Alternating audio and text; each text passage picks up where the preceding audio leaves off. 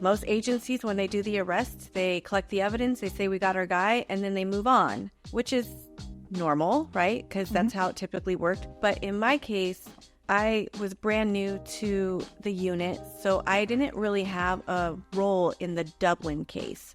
They had got their guy, they were writing the search warrants, they were doing all of the follow-up on the case. So my responsibility was to reprocess the evidence, watch hours of surveillance from one of our local gas stations to see if Matthew Mueller had drove by in the white Mustang, it's so tedious because you're like this. And you're like 809, 810, 811, like this guy. So in between watching surveillance, I was following up with the evidence I collected. And the easiest route for me was the stolen Mustang. Where was it stolen? Why was it stolen? Who stole it? But every time I would go back and forth and find all of these like little pieces of evidence that turned out to be like kind of like factual, I would go and tell my boss and he would be like, okay, like we're busy here. Whatever you're doing, just keep doing it and kind of like good. Stay out of our hair. And then when I really started digging in deep, talking to the Mare Island students at the time that were there, it was like, here, I have more stuff. And then it was, oh, now you're doing the most. And I'm like, doing the most? Like, what else am I supposed to do? Like, my goal and my responsibility was evidence. So I was like doing the most. And that's followed me throughout, I think, my entire life and my career, because I am the most. Like I didn't realize how short of a person I was until I was on patrol chasing bad guys, and everybody's like, oh no, it's little Misty. She's like chasing suspects and she's in pursuit. We gotta go save her. And I'm just like thinking I'm 8 foot tall.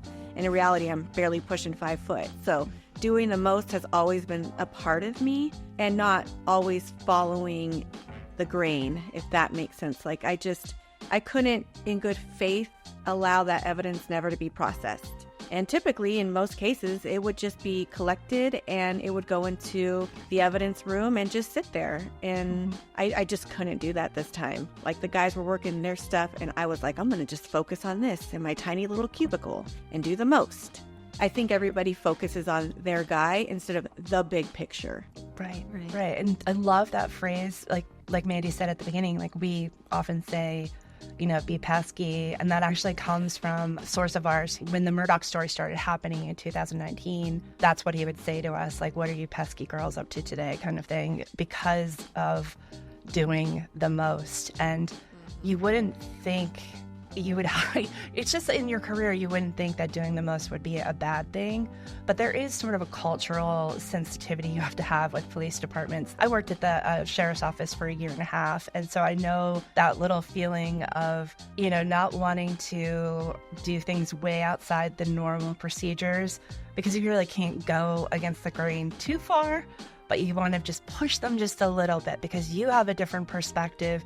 You have a different approach of doing your job. And I think it was one way for so long, and a lot of that has to do with like a lack of diversity in terms of women being police officers. It's just bringing this whole other thing. So I love that phrase, doing the most, because I love that too. I want to do the most too. And I don't think that we celebrate. I mean, it sounds crazy, but I don't think we celebrate that enough. Like when we I don't either. Love our jobs and we want to do it to the fullest extent, and that can be seen as a threat to somebody who isn't used to that sort of energy coming to the job.